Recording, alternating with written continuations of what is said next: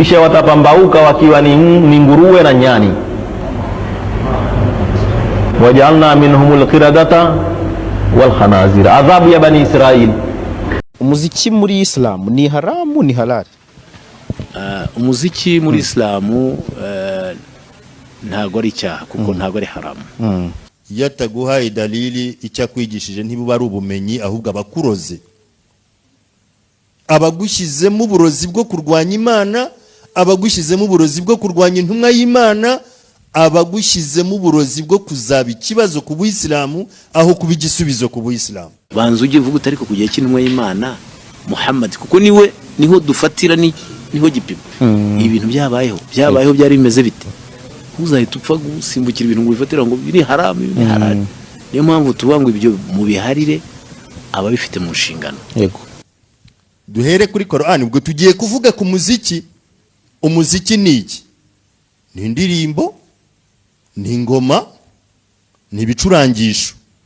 Ariko mbere yuko nyisoma reka nonze nifashisha indi aya iri muri surati Shuara, aya ya 222 cyangwa na 3, ivuga ngo washuara yatabi'uhumul ghawun, abahanzi bakurikirwa n'abantu b'ibimara.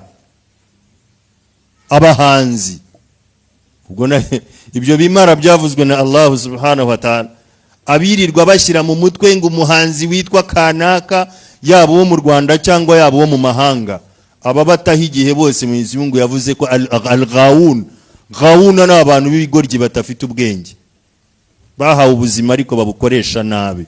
Wakwitwa gutyo ukazajya muri aljanna? Muri hadithi Rasul sallallahu alaihi wasallam yavuze yakiriwe na Abi Huraira, Imana imwishimire, yaravuze ngo yamsahu qaumun min ummati qiradatun wa khanazir. Avuga ati abantu mu bantu banjye hari abo Mwenyezi Mungu azahindura ingurube, abandi abahindura inkende. Arababwira ati bazaba bemera Imana cyane, basari, basiba, batangaza ko bajya n'Imaka, ariko ittakhadhul ma'azifa, ariko starehe zabo bazajya bazikura kuri mainstream, ibicurangisho za gitari n'ibindi. Wadufufa, bakubita n'utugoma duto, watubula n'ibigoma binini. Fabatu ala shurbihim, bakomeze kwiyumvira iyo miziki kugeza ubwo Mwenyezi Mungu azabahindura ingurube, abandi akabahindura inkende. Ntago uri mu dini tugira ibintu bita n'inzego. Mbere yo kugera ku kintu cyitwa haramu ni ikintu gikomeye cyane, ni ikintu kizirije n'umuyisilamu atagomba no kurebaho no kwegera. Hari ibyo muri aya zivuga ku muziki, Allah subhanahu wa ta'ala muri Qur'ani yashyizemo aya zirenga imwe zivuga ku muziki, no muri zo harimo aya iboneka muri suratul Luqman abamenyi bayigenderaho, aho Allah subhanahu wa ta'ala avuga ngo wa minan nas man yashtari lahu alhadith.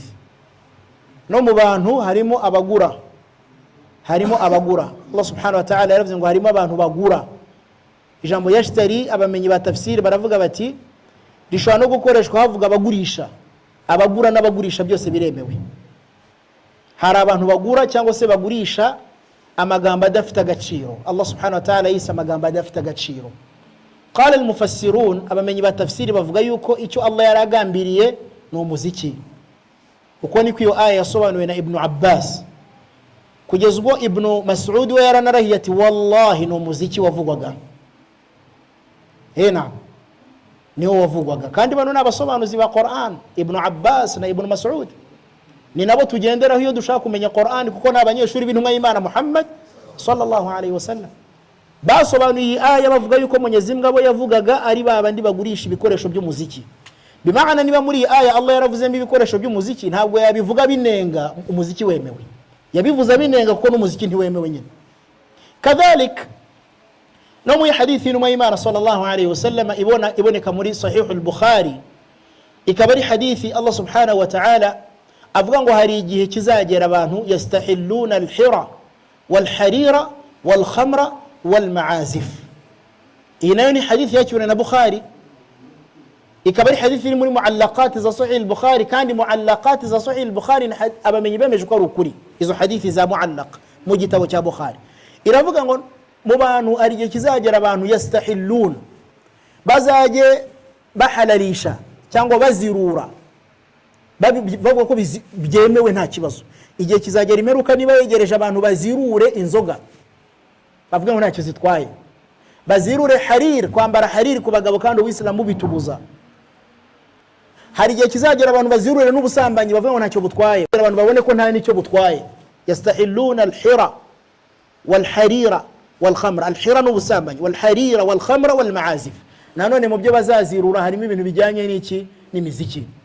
Ibi nayo ni hadith igaragaza ububi bwawo. Kadhalik ikindi nuko intumwa y'Imana sallallahu alayhi wa sallam Mwenyezi Mungu amuvugaho muri Qur'an, yavuze yuko amagambo abwira abantu ntabwo ari sha'ir, ntabwo ari umusizi, kandi mu basizi harimo n'abakora imiziki. Kuba ubwabyo Mtume sallallahu alayhi wa sallam atarigeze akora igisigo na rimwe, bisobanuye ko umuziki wo ni min babin awla, ntabwo yigeze awukoraho. Ikindi kandi Mwenyezi Mungu aratubwira ngo laqad kana lakum fi rasulillah uswatun hasana, mufite urugero rwiza mwebwe abayisilamu mugomba gukura ku ntumwa y'Imana. Iyi aya ikisobanuye, qala Ibn Kathir rahimahullah muri tafsiri yaravuga ngo ikigamijwe nuko Mtume sallallahu alayhi wa sallam tugomba kumwigana ku gato no ku kanini, nibwo tuzabaho neza. Ubwo tugiye kumwigana ku gato no ku kanini tukibaza ngo yaba yarigeze akora imiziki, ntayo yakoze, ubwo nuvuga ngo inzira ye no kutayikora. Iyo niyo dukurikira. Niba atarigeze afata umwanya ngo akore imiziki cyangwa yumviriza nayihereza umwanya, ntabwo natwe tubijyamo. Kadhalika ikindi kintu abamenyi bajya bavuga nuko shayitani muri Qur'ani mu byo yasezeranyije Allah, iyo aya iri muri Qur'an, yanamusezeranyije yuko azagerageza kuyobya abantu akoresheje amagambo ye. Abamenyi ba tafsiri bemeza yuko amagambo ya Iblis harimo n'amagambo y'imiziki. Iblis ashyigikira cyane ziriya ngoma n'injyana, ari nazo zavuzwe muri suratul Isra, aya irimo ishimangira yuko Iblis mu byo azagomeshaho abantu harimo kubakundisha ibintu by'injyana, zavuzwe muri Qur'ani, zose ni adilla. Ikindi abamenyi bajya bakunda kuvuga muri dalili tugenderaho nka gihamya, uwakubwira ngo mu minota yawe ya nyuma yo gupfa upfira ahantu hacanye umuziki cyangwa upfira ahantu hacanye Qur'an, wahitamo iki? La shakka, nta gushidikanya. Niba utakwemera gupfira hari abiriye, nuko nawe ubona ko birimo akantu tu. Icyo ubona nawe utakwemera kugipfira, mo kubwira ngo twara imodoka, nuyo twara imodoka, uyu nguyu imodoka yikora accident malakul maut amutware hacanyemo Qur'an, nuri yakora accident malakul maut amutware hacanyemo umuziki, wagendana n'uwe? Wagendana n'urimo Qur'an. Abatwara imodoka muzashyiremo Qur'an, wongera ushyiremo umuziki, ubwayo uzumva itandukaniro. Hari n'ituze wumva iyo harimo Qur'an. Ntabwo mbatumye ngo mugende mu ucana, ariko n'urugero n'ingero ndi kubahereza. Uri kugenda yumviriza Qur'an ituze yumva, ntabwo umuziki yawumva. Ikindi, umuntu urwaye amashayitani iyo tugiye kumuvura, mwari mwabona umuntu tumukiniramo umuziki ngo niko turi kumuvura? Ahantu mujya mubona bavura umuntu urwaye amajini n'amashayitani, mwari mwabona bacana umuziki? Niba se hari icyo umaze kuki batawucana, kuki bamusomera Qur'an? Wahakadha Mwenyezi Mungu aravuga ngo inna hadha al-Qur'ana yahdi lillati hiya aqwam. Iyi Qur'an niyobora abantu kubibafitiye akamaro birenze, kubyiza birenze byose. Kuki hatavuzwe umuziki? Izo zose ni adilla. Wadhalika Umar yigize kumva umwe mu bana ari kuririmba abiyat shi'ri, ari kuvuga ibisigo nta n'umuziki urimo, ibisigo gusa. Ararakara cyane, abwira umubyeyi we ngo yuza kumwigisha Qur'an mu kimbo cya bino bigambo ari kuvuga. Wadhalika abasahaba ntabwo bigeze baha agaciro biriya bintu. N'ibisigo harimo abasahaba bumvaga ari ugutigi, nubwo ibisigo byo biremewe igihe hatarimo amagambo arimo ibyaha. Ibisigo ni amagambo gusa atarimo injyana. Wahakadha. Bityo rero hari n'abandi bifashisha adilla, buretse hari abifashisha ngo se ko Mtume ku gihe cye mu musigiti higeze kwinjiramo abantu bari kubyina ntiyababuza, ndetse n'abinjiye mu nzu ya Mtume baririmbiramo abana b'abakobwa ntiyababuza, kandi izo hadithi nazo zikaba ari ziri sahih. Ubwo si gihamya igaragaza ko ntacyo twaye umuziki. Naam, muri Sahih al-Bukhari hadithi zirimo ko igihe kimwe haje abantu babyinaga za mbyino z'abahabsha, intumwa y'Imana sallallahu alayhi wa sallam irabareka. Kadhalika Aisha shano kubireba ibyo bari gukora, Mtume kugira ngo areba. No mu nzu yo ku munsi w'Eid abana b'abakobwa bararirimba, Abu Bakr Siddiq araza ashaka kubasohora, Mtume arabye ati bareke biririmbira uyu munsi n'umunsi wabo. Abamenyi muri izi hadithi barazisobanura bakavuga bati abana b'abakobwa bataraba baligha, batarakura, bakiri bato b'imyaka 7, 8, 9, ntacyo bitwaye kuba bashobora kuba bagira gute, baririmba amagambo adafite aho ahuriye n'icyaha na kimwe. Indirimbo ziri aho ngaho bajyaga bakora z'ibisigo, ibisigo bijyanye no kuvuga sifati za mtume n'ibindi bitandukanye, cyangwa se bijyanye na sunna zikubiyemo ibintu byinshi nk'ibyo. Iyo ari abana bato, apana abantu bakuru, icyo nacyo tugomba kugisobanura. Kadhalika mu menyara abasobanura ko bari ababyinaga, impamvu mtume atayisababuza no kubera yuko muri bo abenshi bari abantu babinjira dini bataramenya ubuislamu. Intumwa y'Imana ibibaretse kugira ngo izagende bibakuramo gake gake, kuko mtume sallallahu alaihi wasallam hari ibintu yagiye abona yanga guhita bibuza, kugira ngo agende bikosora gake, kuko abantu harabinjiraga idini ako kanya batabizi. Nko muri hadith ubwo yavuze ngo iyo bitaza kuba Bakurayisha aribwo bakinjira idini, nari gusenya Kaaba nkongera nkayubaka, ariko natinye kumanura inkingi zayo kubera ko abantu bashobora kuvuga ngo noneho ibi ni biki. Mtume yitaga kureba ubumenyi bwabo yigisha.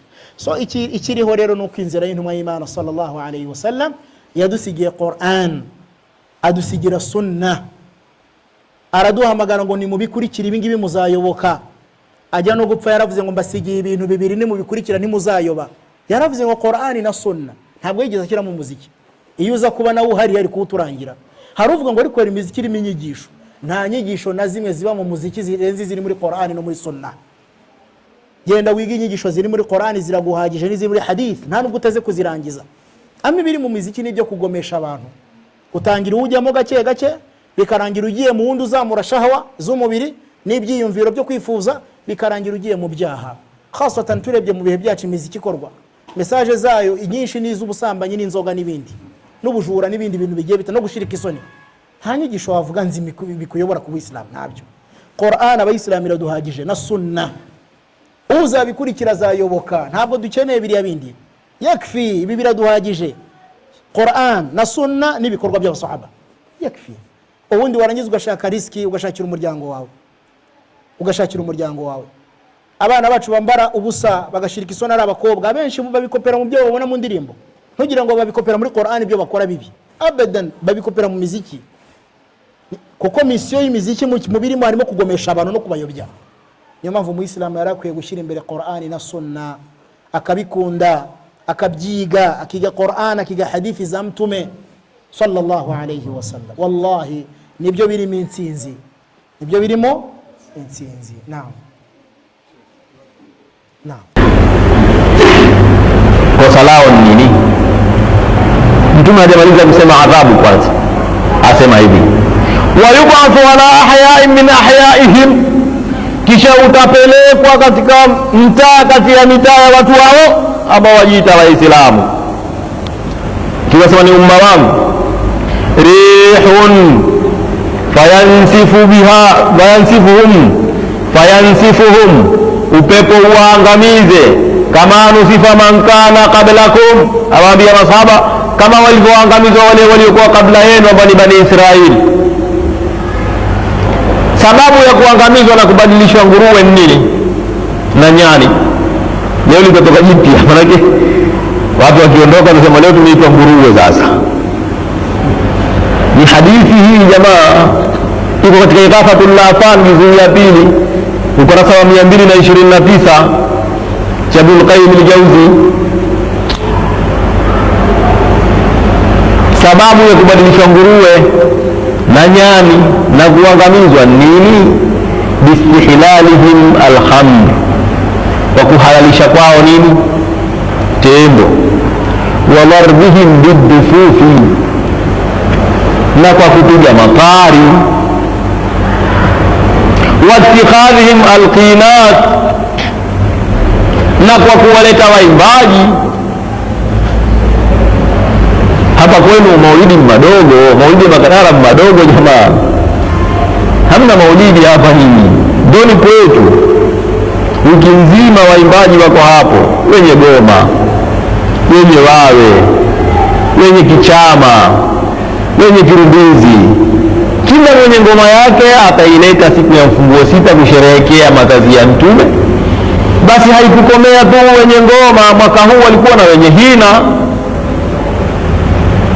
Katika sherehe za maulidi za mfunguo 6 wa mwaka huu tumetangaziwa na BBC kwamba watu wako katika mashindano ya hina, kupakana hina.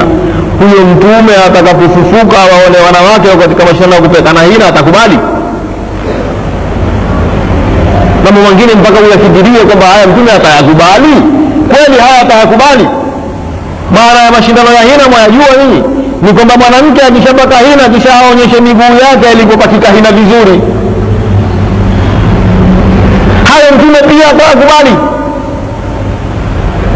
Jamaa, tufikirieni, tusiite mawahabi tu kwamba Wayahudi, maana kuambia Mayahudi hawampendi mtume. Hatumpendi mtume. Kumpenda mtume kuingia barabarani na magoma ndio kumpenda mtume. Watu wakalala wasiswali fajiri ukakisha kumpenda mtume, wengine wakalaza watoto misikitini, wakakojoa misikitini. Tumpenda mtume. Mtume tumpenda kumkojolea misikiti yake ndio kumpenda mtume. Fajiri haikuswaliwa kwa sababu watu wamekesha kwa kumpenda mtume. Mapenzi ya mtume mpaka watu wakakosa fajiri? La. Basi liistihlalihim alkham wa darbihim bidufuf wa ittikhadhihim alqinat. Ibn Hajar asema, Ibn al-Qayyim asema isnaduhu dhaif. Hadithi hii sanadi yake ni dhaifu. Kwenye hadithi kuna vitu viwili, nguzo mbili. Hadithi ina nguzo mbili, bila ya nguzo mbili hizo haiiti hadithi. Kuna matni na sanad. Sanad ni wale wapokezi, matni ni yale maneno ya mtume. Ibn Qayyim asema sanadi yake ni dhaifu, wal hadithu sahihun, lakini matni yenyewe ni sahihi. Kwa sababu gani? Yawezekana wapokezi wa njia hii ni dhaifu, lakini wapokezi wa njia hii si dhaifu. Sasa hadithi huwa ni sahihi. Asema akhrajahu Tayalisi. Tayalisi ameitoa hadithi hiyo, ni hadithi ya 1137, na Imamu Ahmadi ameitoa katika musnadi wake juzuu ya 5 ukurasa wa 259. Sasa hadithi ni sahihi, isnadi ni dhaifu, lakini hadithi ni sahihi. Na Ibn Kathir asema katika kitabu chake Ba'ithul Hasithi ya kwamba si lazima kusihi sanad isihi na hadithi, na si lazima ikidhoofika sanad na hadithi ile dhaifu.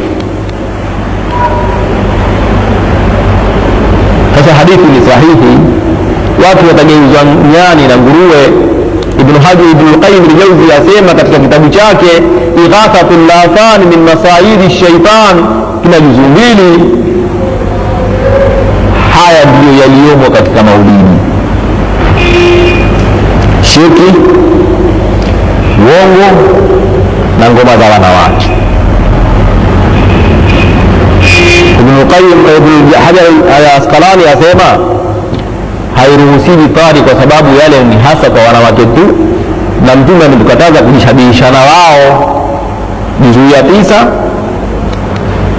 Fathul Bari, juzuu ya 9 ukurasa wa 225 mpaka ukurasa wa 226.